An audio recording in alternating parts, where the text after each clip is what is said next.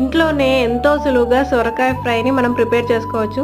సొరకాయని peel off చేసుకొని మధ్యలో ఉన్న సీడ్స్ పార్ట్‌ని తీసేసి కొద్దిగా వాటర్ పోసేసి మనకు ఒక విజిల్ తీసుకోవాలి. ఒక విజిల్ వచ్చిన తర్వాత దాన్ని స్టీమ్ అంతా తీసేసేసి వాటర్ అనేది డ్రైన్ చేసుకోవాలి. ఇప్పుడు కడాయిలో ఆయిల్ పోసుకొని తాలింపు గింజలు దాంతో పాటు వెల్లిపాయలు కొద్దిగా వేసి దాన్ని కొంచెం వేయించిన తర్వాత సన్నగా కట్ చేసుకున్న ఆనియన్స్, మిర్చిని కూడా యాడ్ చేసుకోవాలి. ఈ ఆనియన్స్, మిర్చి కొద్దిగా వేగిన తర్వాత అందులో ధనియా పౌడర్, పసుపు, కారం కొంచెం కొంచెంగా యాడ్ చేసుకోవాలి. మనము ఈ టైంలోనే ఇంట్రెస్ట్ ఉంటే అల్లం పేస్ట్‌ని కూడా యాడ్ చేసుకోవచ్చు. నేను అల్లం పేస్ట్‌ని స్కిప్ చేశాను.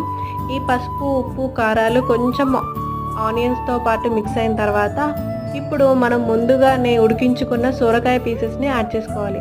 ఈ సొరకాయ పీసెస్‌ని యాడ్ చేసుకొని కొద్దిగా కలుపుకొని ఒక 5 మినిట్స్ మనం మీడియం ఫ్లేమ్‌లో కుక్ చేసుకుంటే ఎంతో టేస్టీ అయిన సొరకాయ ఫ్రై రెడీ.